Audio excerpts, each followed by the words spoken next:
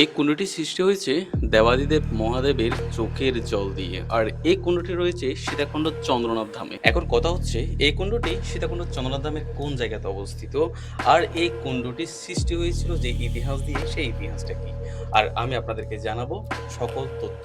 বর্তমানে এই কুণ্ডের উপর যে মন্দিরটি রয়েছে, আর এই মন্দিরের উপর কিন্তু একেবারে দেখতে পাচ্ছেন আমার পিছনে উড়াউড়ি করছে, এগুলো হচ্ছে বানর। এগুলো কিন্তু এখানে বর্তমানে বসবাস করছে। আর এই কুণ্ডটি, এই দৃশ্যটি দেখে অনেকে চিনতে পেরেছেন আসলে এই মন্দিরটি কোন জায়গাতে অবস্থিত। আর আমি ভিডিও শেষে বলে দিব এই মন্দিরটি কোথায় এবং এই মন্দির আসতে হলে আপনাদেরকে কিভাবে আসতে হবে। আসলে আমি আপনাদেরকে এই স্থানের এই কুণ্ডটি সৃষ্টি হওয়ার যে ইতিহাসটি রয়েছে সেই ইতিহাসটা আপনাদেরকে বলি, আপনারা সম্পূর্ণ অবাক যাবেন। আসলে অনেকে এই স্থানটিতে এসেছেন অনেকবার, কিন্তু এসেও এই মন্দিরের ইতিহাস অনেকে জানেন না। আর এই ইতিহাসটা জানার পর আপনারা বুঝতে পারবেন চন্দ্রনাথ ধামের এই স্থানটি, এই মন্দিরটি আমাদের চন্দ্রনাথ তীর্থের সাথে কতখানি জড়িত আর কতটা গুরুত্বপূর্ণ, যে চন্দ্রনাথ তীর্থ করতে গেলে আমাদেরকে এই স্থানগুলো দর্শন করা অতি আবশ্যক, এটাও বুঝতে পারবেন আমার সম্পূর্ণ ভিডিওটি দেখলে। এখানে নিচে, মন্দিরের নিচে যে কুণ্ডটি রয়েছে, কুণ্ডটি সৃষ্টি হয়েছে দেবাদিদেব মহাদেবের চোখের জল দিয়ে। কিভাবে আমি আপনাদেরকে সেটা বলি। যখন পার্বতী দেবী অগ্নিতে দেহাহুতি দেয়, ওই সময়টাতে মহাদেব তাকে কাঁধে নিয়ে, সতীদেবীকে কাঁধে নিয়ে আপনার তাণ্ডব নৃত্যে মত্ত হয়ে পড়েন। এ সময় ব্রহ্মদেবের আদেশে ভগবান বিষ্ণু তার সুদর্শন চক্র দিয়ে দেবীর দেহাংশকে 51টি খণ্ডে বিভক্ত করে, আর সেই খণ্ডগুলো পৃথিবীর নানান স্থানে অর্থাৎ 51টি স্থানে পতিত হয়। আর আমাদের সীতাকুণ্ড চন্দ্রনাথ ধামে মা ভবানী মন্দিরে কিন্তু সেই খণ্ডটি পতিত হয়েছিল। আর ওই সময় দেবাদিদেব মহাদেব প্রত্যেকটা খণ্ডে অর্থাৎ 51টি খণ্ডে তিনি ভৈরব রূপে অবস্থান করেছিলেন। আর অবস্থান করার আগে তিনি মায়ায় কান্নায় ভেঙে পড়েছিলেন। ওই সময়তে যখন মহাদেবের চোখের জল বের হয়েছিল, আর সেই চোখের জল এর নিচে যে কুণ্ডটি রয়েছে সেই কুণ্ডে এসে কিন্তু জমা হয়েছে। এখনো এই কুণ্ডের জল প্রচণ্ড লবণাক্ত। আমরা জানি চোখের জল কিন্তু লবণাক্ত, আর এই কুণ্ডে যে জলগুলো রয়েছে এই জলগুলো কিন্তু মারাত্মক লবণাক্ত। আর যারা এই কুণ্ডে আসেন বা চিনেন বা এসেছেন আগে, তারা আসলে জলগুলো সম্পর্কে অবশ্যই জানেন এগুলো লবণাক্ত জল। আর যারা নতুন আসবেন তারাও এই জলগুলো মুখে দিয়ে দেখতে পারবেন এগুলো একেবারে চোখের জলের মতো লবণাক্ত। আর তাই এই স্থানের নাম দেওয়া হয়েছে লবণাক্ষ কুণ্ড, আর এই কুণ্ডকে বলা হয় লবণাক্ষ কুণ্ড। এটা হচ্ছে আমাদের ইতিহাসের শাস্ত্রের একটা ইতিহাস আমি আপনাদেরকে বলেছি, যেটা শাস্ত্রে রয়েছে, এরকম একটা ইতিহাস আপনাদেরকে বলেছি। এখন আমি আপনাদেরকে এই মন্দিরের চারপাশে একটু ঘুরে দেখাবো।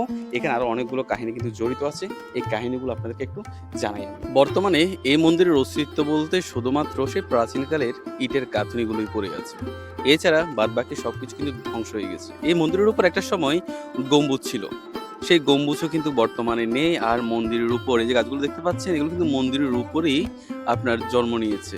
চিন্তা করে দেখুন কত প্রাচীন কালের এই মন্দিরগুলো, আর মন্দিরের উপর যে গাছগুলো জন্ম নিয়েছে এই গাছগুলোর আকৃতি দেখুন কত বিশাল হয়ে গেছে। এগুলো কিন্তু প্রত্যেক বছর কাটা হয়, যখন শিবরাত্রি মেলা আসে ওই সময়তে এইখানকার যে গাছগুলো আছে সবগুলোকে কেটে ছোট করা হয়, যাতে মন্দিরটাকে দূর থেকে দেখা যায়। এর বাইরে কিন্তু মন্দিরটাকে অন্য কোনো সময় অর্থাৎ বছরের অন্য সময় কিন্তু কোনো প্রকার যত্ন করা হয় না। দেখতে পাচ্ছেন যত্নের অভাবে, পরিচর্যার অভাবে, সংস্কারের অভাবে এই মন্দির তিলে তিলে একেবারে ধ্বংস হয়ে যাচ্ছে। আর এই মন্দিরটি আপনারা জানেন, আমি যে ইতিহাসটা বলছি সেই ইতিহাসের সাথে যদি মিলিয়ে দেখেন এই মন্দিরের গুরুত্ব আমাদের চন্দ্রনাথ ধামের সাথে কত পরিমাণ যুক্ত রয়েছে, আর আমাদের সনাতন ধর্মের জন্য কতখানি গুরুত্বপূর্ণ এই তীর্থ। আর এই তীর্থ হয়তো আমরা 5-10 বছর পর একেবারে দেখতে পাবো না, একেবারে হারিয়ে যাবে মাটির নিচে। আর এই হারিয়ে যাওয়ার পেছনে দায়ী হচ্ছি আমরা সনাতনীরা। এই কুণ্ডের ভেতর কিন্তু সবসময় অগ্নিদেব প্রজ্বলিত থাকে, আর এই আগুনটা জ্বলার একটা কাহিনী রয়েছে। সেটা হচ্ছে দেবাদিদেব মহাদেব যখন একেবারে মায়ায় কান্নায় ভেঙে পড়ার পর যখন চোখের জলে এই কুণ্ডের সৃষ্টি হয়, তখন মহাদেব এক পর্যায়ে গিয়ে নিজেকে স্থির করেন এবং তখন তিনি প্রতিজ্ঞা করেন 51টি শক্তিপীঠে তিনি ভৈরব রূপে অবস্থান করবেন এবং জাগ্রত রূপে, যাতে ওই সতীদেবীর শক্তিপীঠকে তিনি নিজে রক্ষা করতে পারেন। সেই তেজস্বী রূপ থেকে কিন্তু এই অগ্নিদেবের সৃষ্টি হয় প্রতিটি আপনার সতী পীঠের পাশাপাশি। আর আমাদের চন্দ্রনাথ ধামে কিন্তু এরকম স্থানের অভাব নেই, এরকম স্থান আরও আপনার এখান থেকে আপনার 12 অগ্নিকুণ্ড একটা রয়েছে, এরপর হচ্ছে আপনার কুমারী কুণ্ডে রয়েছে, এরপর এখানে লবণাক্ষ কুণ্ডে রয়েছে, পাশে রয়েছে সূর্যকুণ্ড। সূর্যকুণ্ড কিন্তু সেম আপনার এভাবে অগ্নিদেব প্রজ্বলিত থাকেন সেই কুণ্ডের মাঝখানে, অর্থাৎ জলের উপরে কিন্তু এই আগুনটা জ্বলতে থাকে। আর এটা হচ্ছে শিবের উগ্র রূপ, যিনি সতীদেবীকে রক্ষা করার জন্য তিনি ভৈরব রূপে চন্দ্রনাথ ধামে এবং প্রত্যেকটা শক্তিপীঠের মাঝে কিন্তু অবস্থান করে থাকেন, যেখানে যেখানে শক্তিপীঠ আছে আপনারা সকলে জানেন, প্রত্যেকটা শক্তিপীঠের পাশে কিন্তু ভৈরবের অবস্থান। আর আমাদের চন্দ্রনাথে রয়েছেন কিন্তু চন্দ্রশেখর ভৈরব রূপে অবস্থান করছেন। আর তার চারপাশে কিন্তু এরকম অগ্নিদেব প্রজ্বলিত থাকেন সর্বদা। একটা সময় এই কুণ্ডের মধ্যে কিন্তু জলের উপর কিন্তু এই আগুনটা আপনার জ্বলতো। বর্তমানে যদিও বা এই কুণ্ডের কোনো পরিষ্কার নেই, পরিচর্যা না হওয়ার কারণে নিচে প্রচুর পরিমাণে ময়লা জমার ফলে এই অগ্নিদেব কিন্তু জ্বলতে পারে না।